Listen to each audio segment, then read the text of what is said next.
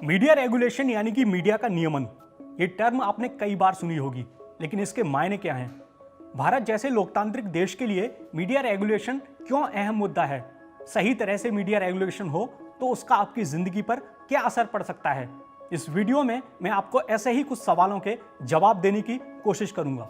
भारत में आम नागरिक से लेकर मीडिया तक के लिए एक अधिकार काफी मायने रखता है, अभिव्यक्ति की आजादी का अधिकार। हालांकि इसकी कुछ तय सीमाएं भी हैं।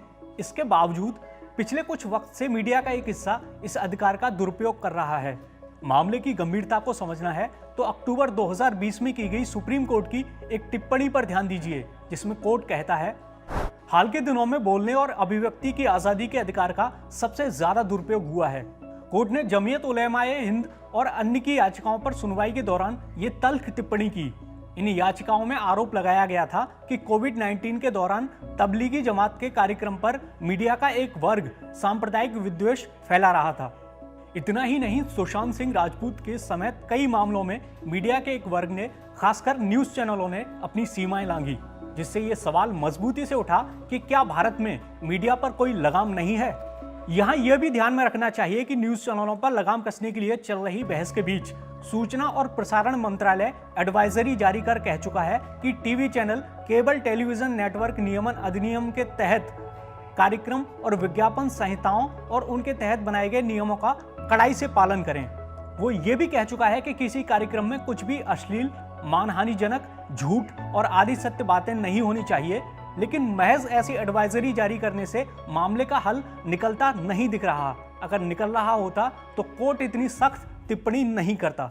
हल निकलेगा एक ऐसी रेगुलेशन बॉडी के होने से जिसकी नजर लगातार टीवी चैनलों के कंटेंट पर हो, जो जरूरत पड़ने पर टीवी चैनलों के खिलाफ कड़ी कार्रवाई कर सके। मगर सबसे जरूरी है कि इस रेगुलेशन बॉडी पर सरकार का शिकंजा ना हो। ये कैसे हो सकता है, इस पर बात करेंगे, लेकिन उससे पहले बात करते हैं कि भारत में अभी मीडिया रेगुलेशन की कौन सी व्यवस्थाएं मौजूद हैं। भारत में मीडिया रेगुलेशन के इतिहास पर नजर दौड़ाएं तो एक नाम प्रमुखता से सामने आता है, प्रेस काउंसिल ऑफ इंडिया, जो प्रेस काउंसिल एक्ट 1978 के तहत काम करती है। ये एक सांविधिक अर्धन्यायिक अथॉरिटी है जो प्रेस के लिए और प्रेस की ओर से प्रेस के वॉचडॉग की तरह काम करती है। ये क्रमशः एथिक्स और प्रेस की आज़ादी के उल्लंघन के लिए प्रेस के खिलाफ और प्रेस की ओर से दर्ज शिकायतों के न्याय निर्णय करती है। मगर पीसीआई के पास दिशा निर्देशों को लागू करने की सीमित शक्तियां होती हैं और ये केवल प्रिंट मीडिया के कामकाज की ही निगरानी करती है। पीसीआई किस तरह काम करती है, इसका स्ट्रक्चर क्या होता है, इसकी फंडिंग कहां से होती है, ऐसे सवालों के जवाब के लिए आप क्विंट हिंदी का आर्टिकल पढ़ सकते हैं। जब न्यूज चैनलों के लिए पीसीआई जैसी कोई बॉडी नहीं है तो सवाल उठता है कि उनके रेगुलेशन के लिए क्या कोई बॉडी है भी? जवाब है हाँ। भारत में अभी न्यूज चैनलों के पास सेल्फ रेगुलेशन यानी आत्मनियमन के मॉडल पर आधारित रेगुलेशन बॉडी हैं। इनमें न्यूज ब्रॉडकास्टर्स एसोसिएशन यानी कि एनबीए प्रमुख है। खुद केंद्र दलील दे चुका है कि सुप्रीम कोर्ट ने एनबीए की भूमिका को टीवी चैनलों के नियामक के तौर पर स्वीकार किया था। एनबीए की वेबसाइट पर दी गई जानकारी के मुताबिक ये संगठन प्राइवेट टेलीविजन न्यूज और करंट अफेयर्स ब्रॉडकास्टर्स का प्रतिनिधित्व करता है। ये भारत में न्यूज और करंट अफेयर्स ब्रॉडकास्टर्स की सामूहिक आवाज है। इसकी फंडिंग इसके सदस्य करते हैं। एनबीए ने टेलीविजन कंटेंट को रेगुलेट करने के लिए एक आचार संहिता तैयार की है। एनबीए की न्यूज ब्रॉडकास्टिंग स्टैंडर्ड्स अथॉरिटी यानी कि एनबीएसए को आचार संहिता के उल्लंघन पर चेतावनी देने, निंदा करने, भर्त्सना करने, अस्वीकृति जाहिर करने और ब्रॉडकास्टर पर 1 लाख रुपए तक का जुर्माना लगाने का अधिकार है। ये चैनलों से प्राइम टाइम पर माफी मांगने को भी कह सकता है। मगर इस मॉडल में सबसे बड़ी समस्या यह है कि इसका कार्य क्षेत्र सिर्फ उन ब्रॉडकास्टर्स तक ही सीमित है जो एनबीए के सदस्य हैं। ऐसा इसलिए है क्योंकि न्यूज ब्रॉडकास्टर्स के सामने एनबीए या उस जैसी किसी बॉडी का सदस्य बनने की कोई कानूनी बाध्यता नहीं है। ऐसे में अगर कोई चैनल किसी सेल्फ रेगुलेशन बॉडी का हिस्सा है भी और वो उस बॉडी के फैसले से सहमत नहीं होता तो उसके पास बाहर निकलने का विकल्प हमेशा होता है।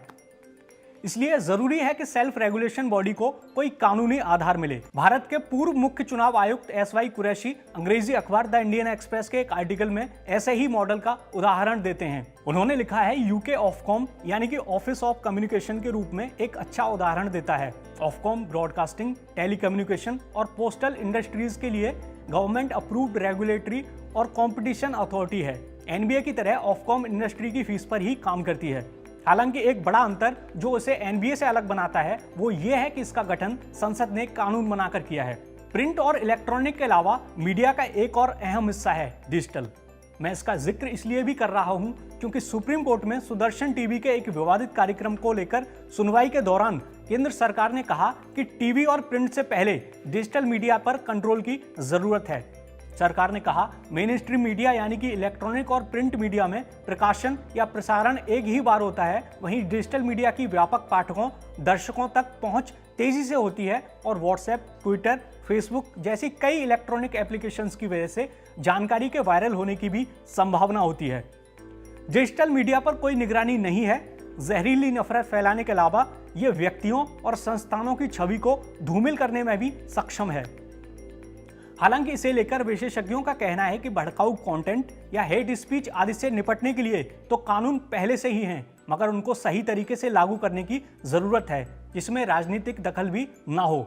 जब बात डिजिटल मीडिया को रेगुलेट करने की होती है तो मामला इलेक्ट्रॉनिक मीडिया और प्रिंट मीडिया से ज्यादा पेचीदा हो जाता है, क्योंकि इंटरनेट की आजाद दुनिया में कोई भी सूचना और अपने विचार शेयर कर सकता है। ऐसे में चीन की तरह इंटरनेट स्पेस का गला घोंटे बिना डिजिटल मीडिया को रेगुलेट करना आसान काम नहीं होगा। आखिर में यह सवाल कि सही से मीडिया रेगुलेशन हो तो आपकी जिंदगी पर क्या असर पड़ सकता है? जवाब है, इससे मीडिया ज्यादा जिम्मेदार बनेगा और सूचना और तथ्यों को सनसनीखेज बनाने से बचेगा, और ऐसे में अहम मुद्दे कुचलेंगे नहीं। क्योंकि आप एक लोकतांत्रिक देश में रहते हैं तो किसी न किसी तरह आप भी इन मुद्दों से प्रभावित होंगे और आपको ये तय करने में आसानी होगी कि क्या सही है और क्या गलत। आप खुद के साथ साथ समाज और देश के हितों की रक्षा के लिए आसानी से फैसला कर पाएंगे। ये तो हुई मीडिया रेगुलेशन की बात। देश और दुनिया की तमाम अहम खबरों के लिए जुड़े रहिए क्विंट के साथ।